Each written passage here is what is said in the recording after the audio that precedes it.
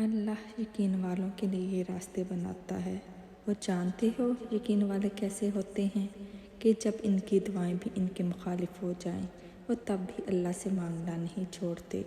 ایسا یقین کہ جب ساری دنیا ان کی آنکھوں کے سامنے بکھرتی ہوئی دکھائی دے رہی ہوتی ہے وہ تب بھی آسماں کی جانب دیکھتے رہتے ہیں۔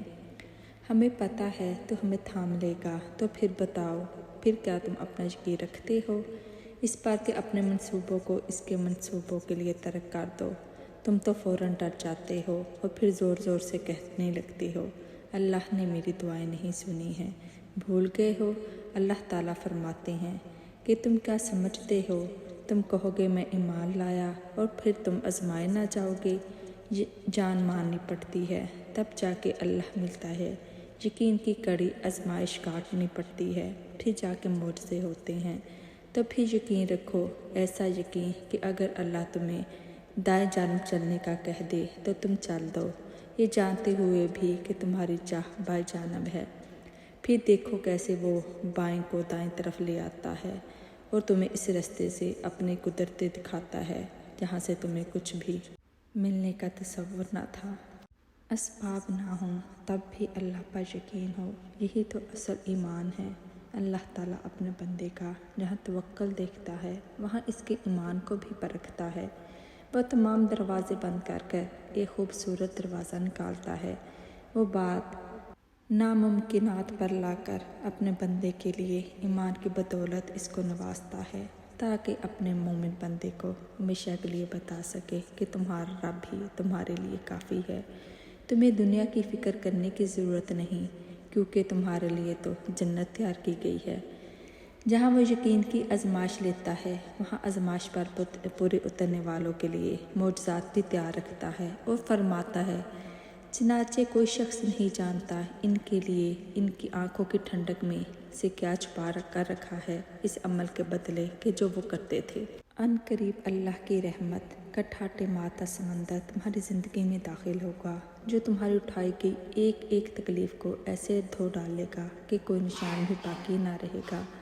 مطمئن ہو جاؤ، اللہ بہت جلد تمہاری زندگی کو کوسے قضا کے خوبصورت رنگوں سے بھرنے والا ہے۔ اور جب تم یہ محسوس کرنے لگو کہ آخری حد تک آزمائے جا رہے ہو تو سمجھ جاؤ تمہارے معاملے کا فیصلہ اور اللہ کی جانب سے مدد کا وقت یقیناً بہت قریب آ رہا ہے۔ بس تم اللہ کی جانب سے آنے والے حکم کے انتظار میں صبر کیے رہو، اللہ کسی بھی حال میں تمہیں دربدر نہیں ہونے دے گا، بس تم قبولیت پر یقین رکھنا۔ اللہ ہر کسی کو اپنی آزمائش کے لیے نہیں چنتا۔ اتنی بڑی دنیا میں کچھ ہی لوگ اللہ کے پسندیدہ ہوتے ہیں جنہیں یا تو اللہ اپنے قریب کرنا چاہتا ہے یا ہدایت دینا چاہتا ہے۔ اس لیے اگر آزمائش کے لیے چن لیے گئے ہو تو شکر ادا کرو، جلد ہی وہ تمہیں اس کا اچھا صلہ دینے والا ہے۔ جانتے ہو جب کوئی مجھ سے پوچھتا ہے تمہیں کیوں لگتا ہے کہ وہ تمہاری ساری دعائیں قبول کر لے گا، اتنا یقین کیسے؟ تو مجھے حیرت ہوتی ہے کہ میں اللہ پر بھروسہ کیسے نہ کروں۔ اللہ کے سوا اور بھروسہ کر ہی کس پر سکتے ہیں؟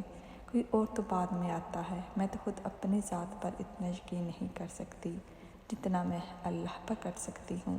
وہ میرا رب ہے، اگر کوئی مجھے اندھیروں میں سے اجالوں میں لایا ہے تو وہی رب ہے، اس کی محبت پاک صاف ہے، وہ دغا نہیں دیتا، وہ تنہا نہیں چھوڑتا، وہ میری ہر پکار سنتا ہے، تو پھر میں کیسے نہ کروں اس پر بھروسہ؟ مجھے پتہ ہے وہ صحیح وقت آنے پر میری ساری دعاؤں پر کن کہہ دے گا، میں جو بھی اس سے مانگوں گی وہ مجھے عطا کر دے گا، بس تم اس پر یقین رکھو، وہ کبھی بھی تمہارا یقین ٹوٹنے نہیں دے گا۔ سورۃ الضحیٰ میں اللہ پاک دو قسمیں کھاتے ہیں، دن کی روشنی کی قسم اور رات کی تاریکی کی قسم۔ جب وہ چھا جائے اس سے پتہ چلتا ہے دن کی روشنی اور رات کے اندھیرا کتنی اہمیت رکھتے ہیں۔ زندگی بھی تو ایسے حالات سے گزرتی ہے، کبھی روشن کبھی تاریک، تو دونوں ہی برے نہیں ہوتے اور دونوں ہی اپنی خوبصورتی کے ساتھ آتے ہیں۔ لیکن حالات جیسے بھی ہوں ایک بات کا یقین ہونا چاہیے کہ آپ کے رب نے نہ آپ کو چھوڑا ہے نہ آپ سے بیزار ہوا۔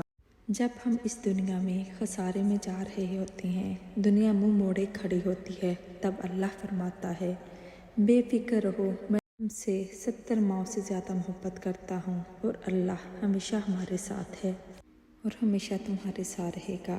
وسیلے وہاں سے نہیں بن سکتے جہاں سے تم نے سوچ رکھا ہے، تو یقین رکھو وسیلے اب وہاں سے بنیں گے جہاں سے کوئی بھی تصور نہیں کر سکتا۔